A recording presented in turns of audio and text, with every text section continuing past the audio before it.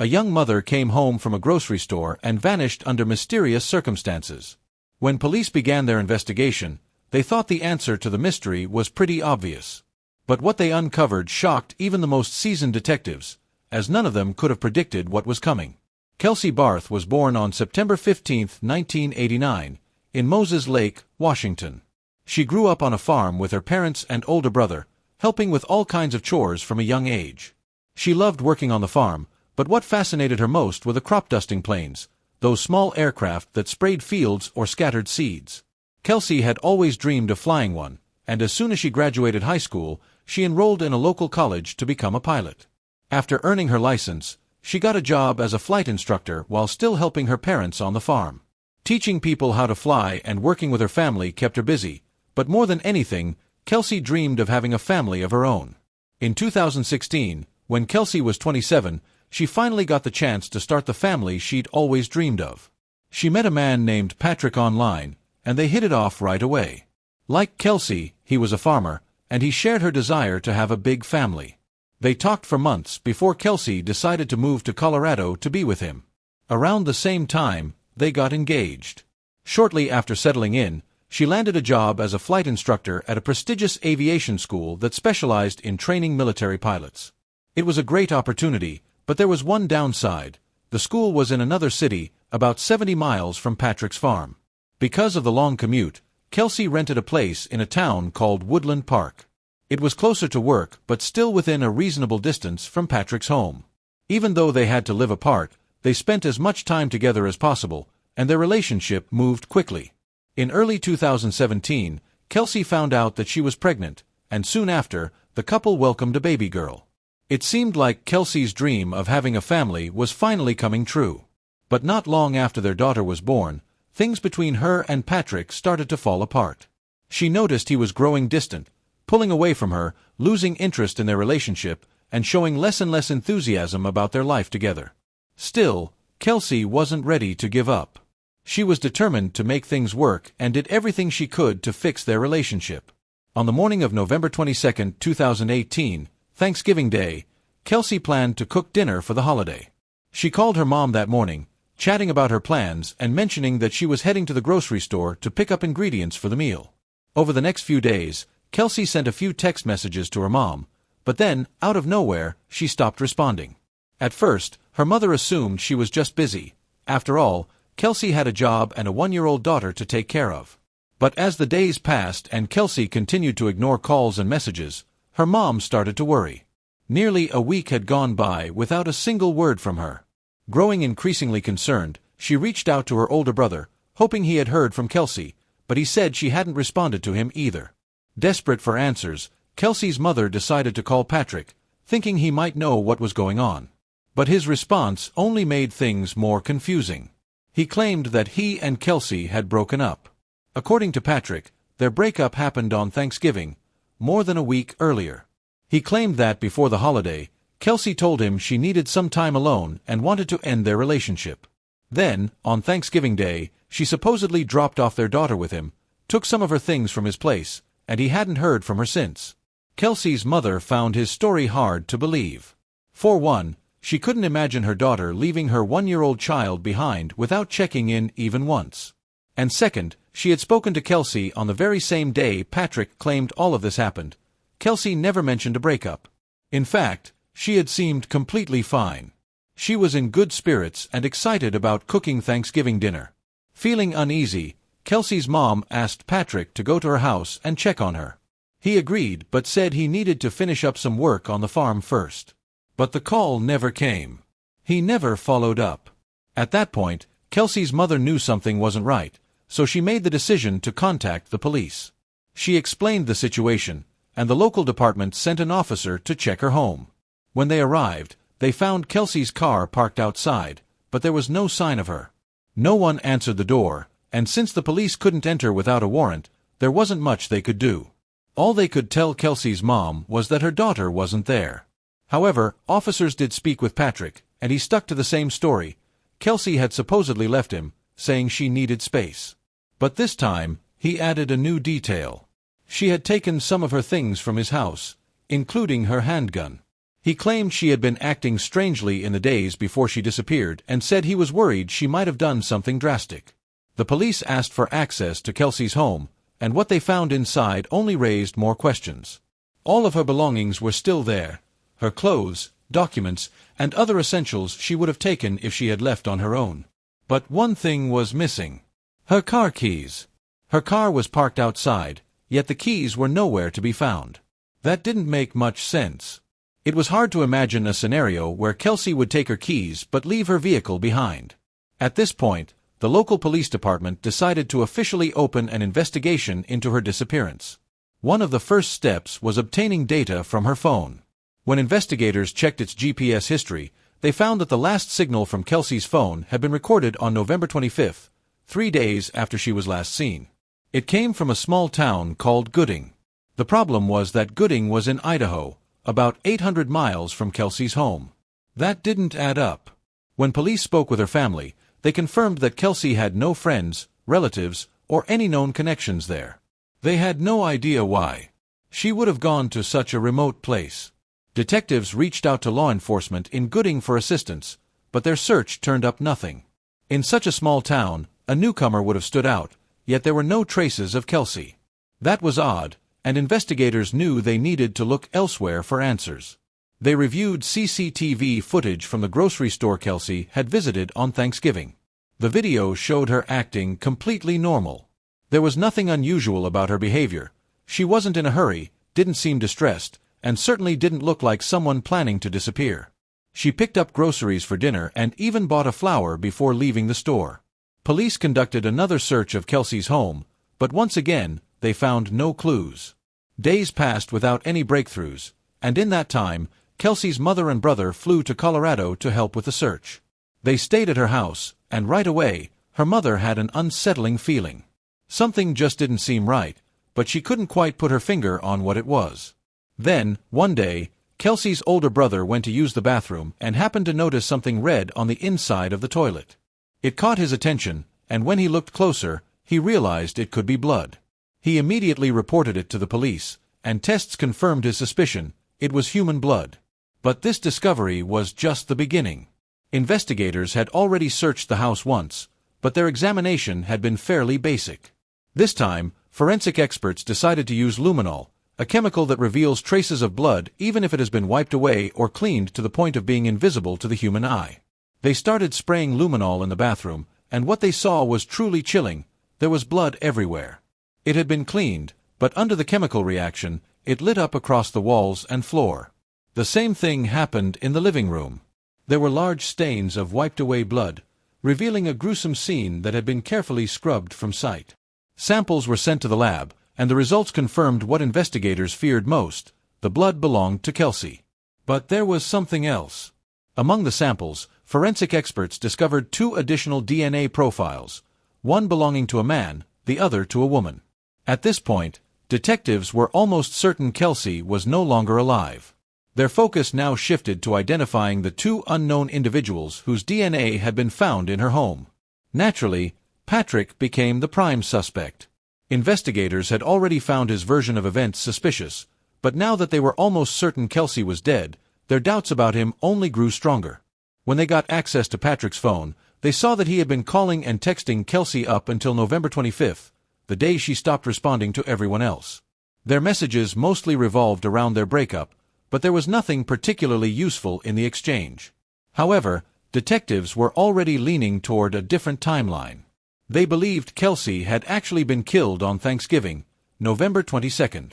The problem was that, aside from those text messages, there was no real evidence that she had been alive for the next 3 days. That raised a terrifying possibility: Kelsey might have been murdered shortly after returning home from the grocery store. And if that was the case, someone else had been using her phone to send those messages. That's when detectives noticed something interesting. Patrick had repeatedly called a phone number with a Gooding area code, both before and after Kelsey disappeared.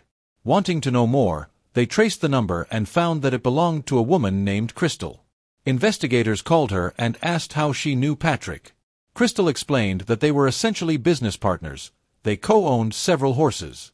When asked when she had last seen him, she initially claimed she couldn't remember. But after some hesitation, She admitted that they were supposed to meet right after Thanksgiving. According to her, she and Patrick had planned to buy another horse, so she drove to Colorado to see it herself. However, along the way, she found out that Patrick didn't have enough money for the purchase, so she turned around and went back home. Considering that the drive from her town to Patrick's was almost 1,000 miles, detectives found Crystal's story suspicious. It seemed unlikely that someone would embark on such a long road trip just to see a new horse. Adding to their doubts, Crystal claimed she hadn't even used her own car for the trip. Instead, she had borrowed a friend's vehicle because it was more fuel efficient. That detail felt oddly specific, almost as if she was trying to justify why her car wouldn't show up on any traffic cameras or toll records. Before ending the conversation, detectives asked Crystal if she knew Kelsey. She responded that she had heard about her on the news but had never met her in person. That statement immediately raised red flags. Crystal lived in another state, and at that point, Kelsey's disappearance hadn't yet made national headlines. So how would she have already heard about it? After wrapping up their call with Crystal, investigators decided to dig deeper into her background. They discovered that she had recently gone through a divorce, so they reached out to her ex-husband, hoping he could provide more insight. When detectives asked Crystal's ex-husband if he knew Patrick, his response completely contradicted what Crystal had told them. He revealed that she and Patrick had known each other since 2006.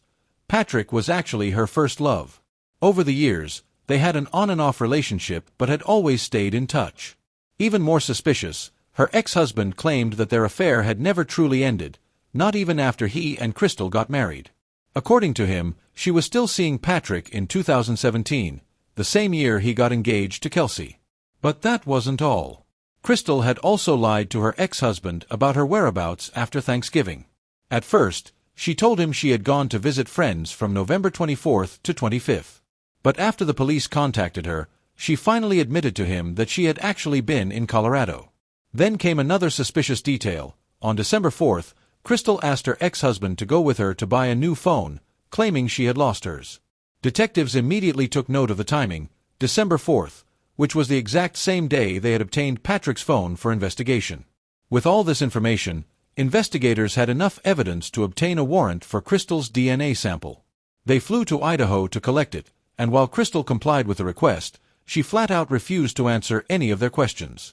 As they waited for the lab results, detectives reached out to the friend who had lent Crystal her car for the trip to Colorado. She allowed them to inspect the vehicle and mentioned that she kept a handgun inside. When investigators checked the gun, they noticed something alarming. One bullet was missing from the magazine. The friend was adamant that the gun had been fully loaded when she lent Crystal the car, and she had no idea where the missing bullet had gone. But this was just the tip of the iceberg. Investigators then spoke with another one of Crystal's friends, a woman named Michelle, and what she told them completely turned the case on its head. Michelle revealed that Crystal had called her in late October, about a month before Kelsey disappeared, and told her something shocking. Through tears, Crystal confided that Patrick had asked her to kill his fiancée. According to Michelle, Patrick told Crystal that Kelsey was mistreating their daughter. He insisted that he couldn't do it himself because it would be too obvious, and he needed someone else to carry out the murder. During the conversation, Michelle urged Crystal to go to the police, but she never did. This revelation completely changed the course of the investigation. Police were now almost certain that both Patrick and Crystal were somehow involved in Kelsey's murder. But despite the mounting evidence, they still had no DNA results, and, more importantly, no concrete proof of what had actually happened to Kelsey. As investigators continued searching for more evidence, the case took another unexpected turn. Crystal called them and said that she had hired a lawyer and was ready to talk. When detectives met with her, she didn't hesitate and dropped a bombshell. Crystal admitted that Patrick had killed Kelsey and confessed to cleaning up the crime scene afterward. According to Crystal, Patrick had been planning Kelsey's murder for months, but from the very beginning, he had intended for Crystal to be the one to carry it out. Just as she had told her friend Michelle, Patrick repeatedly insisted that Kelsey was abusing their daughter, using drugs, and drinking excessively. He convinced Crystal that getting rid of her was the only option. Crystal agreed to help Patrick, and 2 months before Kelsey's disappearance, they came up with their first plan. The idea was simple. Crystal would poison Kelsey's favorite coffee with some medication. Since Crystal was a nurse, she had easy access to the necessary drugs. But there was one big problem. Crystal and Kelsey had never met. To get around this, she and Patrick came up with a cover story. Crystal would pretend to be a new neighbor who had just moved to the area and was introducing herself to the locals. In September, she put their plan into motion. She grabbed Kelsey's favorite coffee, went to her house, and knocked on the door. When Kelsey answered, they made small talk for a few minutes before Crystal handed her the drink and said goodbye. But Crystal actually couldn't go through with it. She hadn't poisoned the coffee, she just wanted to see Kelsey in person. And just like that, their first attempt failed. Patrick's next plan was more direct. Crystal was supposed to drive to his farm, pick up a metal pipe he had prepared, go to Kelsey's house, and kill her. She drove nearly 1,000 miles, picked up the pipe, and even pulled up outside Kelsey's house. But once again, she couldn't go through with it. She sat there for a while, then drove off without ever stepping out of the car. But Patrick didn't give up. His third plan was almost identical to the last one, but this time, instead of a pipe, he left a baseball bat for Crystal to use. Once again, she took the long drive, picked up the weapon, and approached Kelsey's house. And once again, she couldn't go through with it. At that point, Patrick realized if he wanted Kelsey dead, he would have to do it himself. According to Crystal, it all happened in the afternoon on Thanksgiving Day. Patrick showed up at Kelsey's house with a twisted plan. He told her he had bought several holiday-scented candles and suggested they play a game. She would be blindfolded and try to guess the different scents. Kelsey went along with it, completely unaware of what was about to happen. As soon as Patrick tied the blindfold over her eyes, he grabbed the baseball bat and carried out the murder. What made it even more horrifying was that their 1-year-old daughter was in the next room the entire time. After killing Kelsey, Patrick placed her body in a large plastic container and loaded it into the trunk of his car. Then, as if nothing had happened, he took his daughter and drove to his family's Thanksgiving dinner. While his relatives gathered around the table, laughing and celebrating, Kelsey's body sat just a few yards away, hidden inside his vehicle. After dinner, Patrick drove out to a small town called Florissant Creek, where he had rented a barn and left Kelsey's body there for several days. That same night, he called Crystal and told her she needed to come and clean up the mess he had made. She immediately understood. Kelsey was dead. Trying to cover her tracks, Crystal borrowed her friend's car, thinking it might help throw off investigators if the police ever looked into it. She then gathered a stash of cleaning supplies and set off for Colorado. While she was on the road, Patrick called her again. This time, he had a specific request. He warned her to be extra careful because he couldn't find one of Kelsey's teeth. He didn't want it turning up somewhere it shouldn't, especially not in front of Kelsey's family. When Crystal stepped into Kelsey's home, she was met with a horrifying scene. There was blood everywhere. It covered the walls, the floor, even the ceiling. She spent over 4 hours scrubbing the place, but some stains were impossible to remove, even with heavy-duty cleaning chemicals. So she gathered anything that had blood on it, rags, towels, and other items, stuffed them into garbage bags, and loaded them into her car. After finishing the cleanup, she casually stopped at a cafe for something to eat before heading to meet Patrick. They stopped at a gas station where Patrick filled up a canister with gasoline. Then, they drove to the barn, retrieved Kelsey's body, and took it back to Patrick's farm. There, they built a fire and burned her remains. As they stood by the flames, Patrick's mother stepped outside. She watched them for a while, but whether she realized what was really happening remains unknown. Before Crystal left for home, Patrick handed her Kelsey's phone.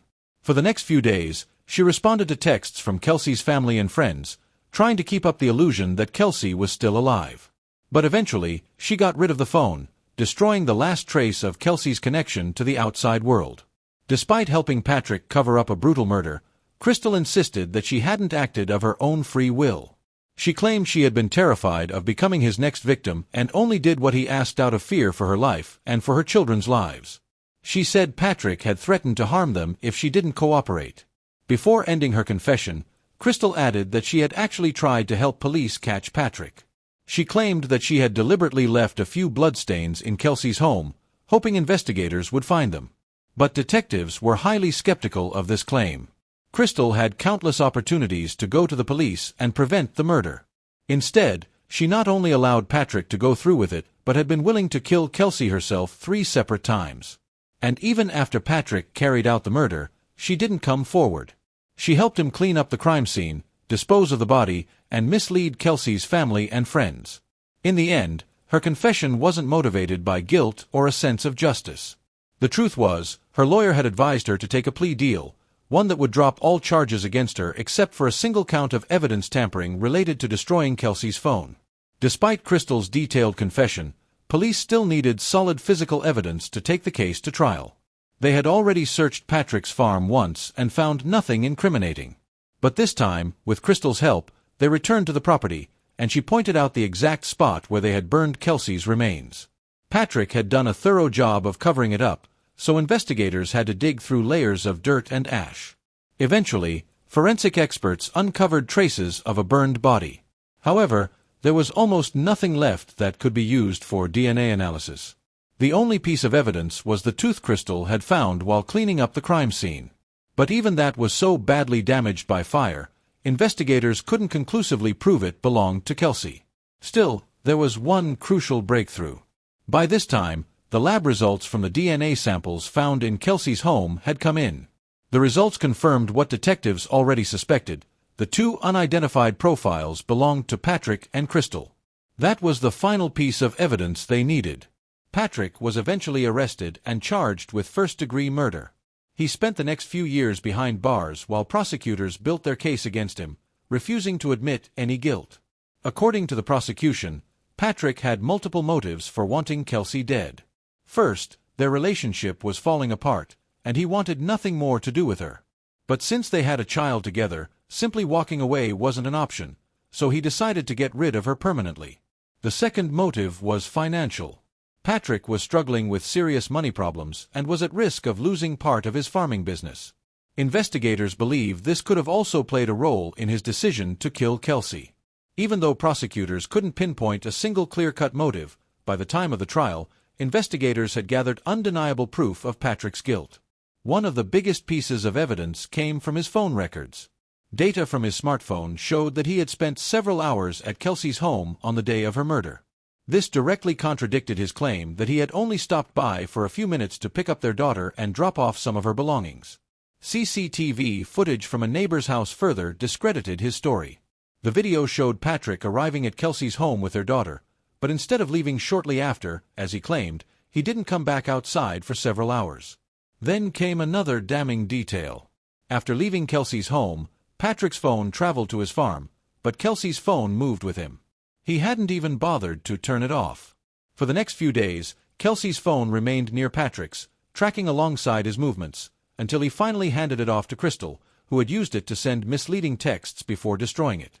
On top of all this, detectives uncovered a wealth of surveillance footage linking Patrick to the crime. One camera captured him driving with a large plastic container, the same one he later used to hide Kelsey's body. Another camera at the gas station recorded him and Crystal filling up a gas canister, further confirming their involvement in destroying the remains. Then, during the trial, another disturbing detail came to light. An employee at a mobile carrier store testified that Patrick had come in on the same day police confiscated his phone, asking a very suspicious question. He wanted to know how to remotely wipe all data from a device. But perhaps the most damning testimony came from someone inside the jail. One of Patrick's cellmates revealed that while awaiting trial, Patrick had made a hit list. On it were 3 names: Crystal, her ex-husband, and Kelsey's mother. He wanted them dead. All of this left no doubt. Patrick wasn't just guilty, but he was still dangerous. Given the overwhelming evidence against him, along with Crystal's testimony, the jury unanimously found Patrick guilty of murder. He was sentenced to life in prison without the possibility of parole, plus an additional 156 years. As for Crystal, her plea deal got her an incredibly lenient sentence, just 3 years in prison. But a judge later reduced it to 18 months, with the possibility of early release after only a year. In the end, she served barely any time and has been free for a long time, despite the fact that she could have stopped the crime but instead helped cover it up. On a more hopeful note, Kelsey's family was granted full custody of her daughter, and she has been living with them ever since. In honor of Kelsey's passion for flying, her parents also established a non-profit that provides support to aspiring pilots, ensuring that her legacy lives on.